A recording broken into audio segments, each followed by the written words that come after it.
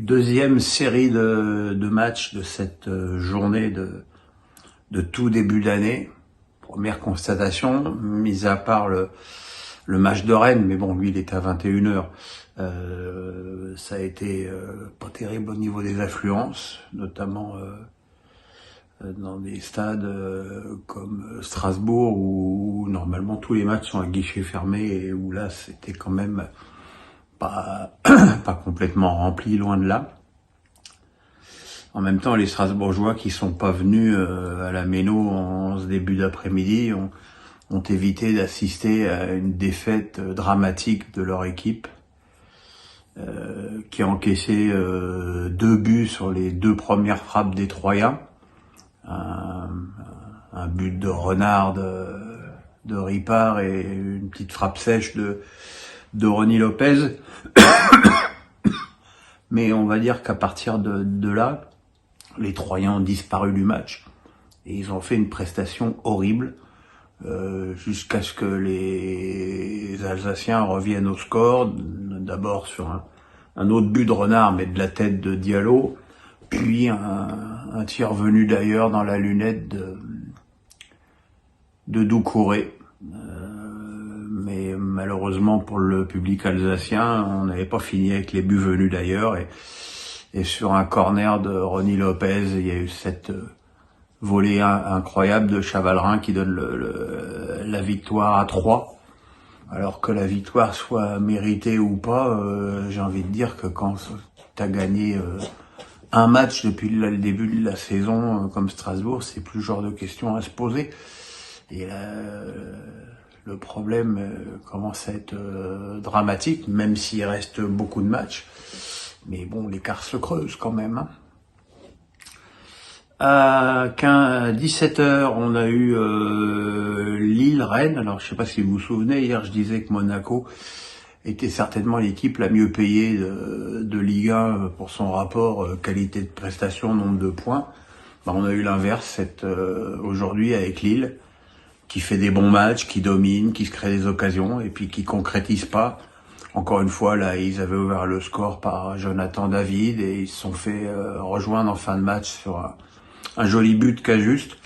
Voilà, le fait du match restera les déclarations de Fonseca à la fin du match, qui a pas du tout apprécié les sifflets du public, qui, il est vrai, est pour le coup bien peu connaisseur.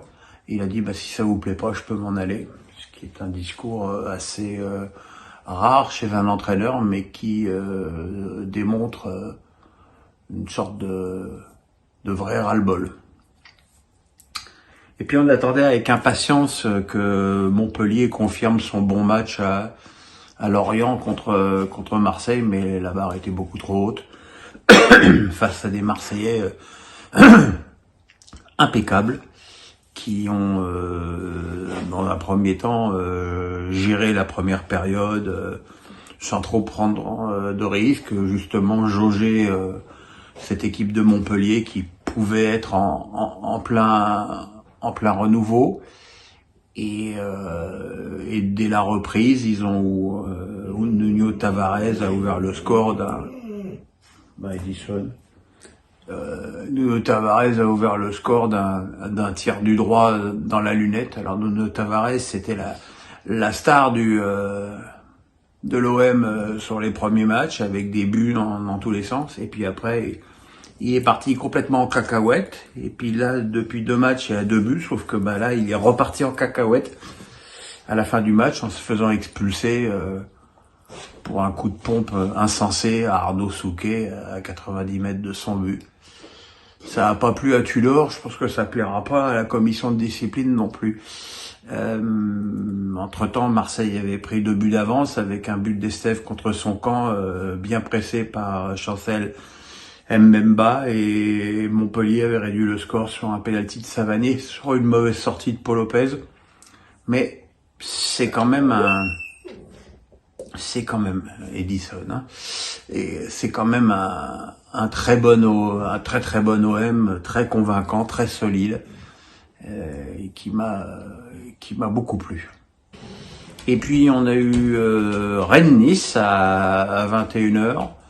Un match qui a commencé parfaitement pour les Rennais avec le but habituel de Martin Terrier sur une action avec Gouiri et Kalimundo et un petit contre quand même. Et puis derrière Nice qui avait déjà touché la barre sur un tir de Barclay détourné par Mandanda a égalisé sur une autre frappe de Barclay. Alors le premier était du gauche, le deuxième était du droit, ce qui prouve quand même que ce joueur a des qualités. Ça va, je te dérange pas? Et le cul d'Edison, messieurs, dames. Oui, mon titi. Et voilà, donc à la mi-temps, 1-1, mais à la limite, on s'en foutait un peu parce que cette première période avait été malheureusement marquée par la grave blessure de Martin Terrier qui s'est incontestablement fait les croisés. Il suffit de voir comment le genou tourne quand il se plante la jambe dans la pelouse. Ce sont malheureusement je sais bien que je suis pas médecin, mais enfin je suis depuis suffisamment longtemps dans le foot pour être très pessimiste pour la suite de la saison de Martin. En tout cas, je lui souhaite déjà beaucoup de courage pour revenir. Du coup, faut reconnaître que quand vous remplacez Martin Terrier par Doku, vous gagnez pas au change, hein, parce que Doku, c'est l'homme qui, depuis qu'il est à Rennes, a la tête dans le guidon et qui dribble, sans aucune jugeote. Ce joueur m'insupporte. Et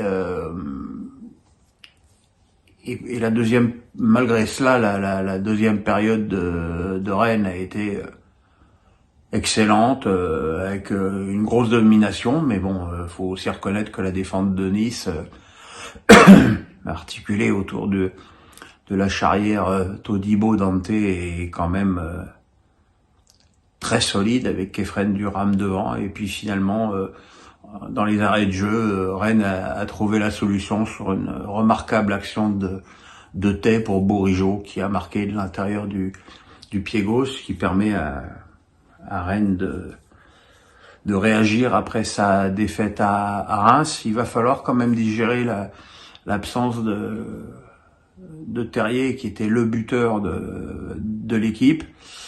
Mais voilà, c'était quand même un joli match du Stade Rennais avec des jolis buts.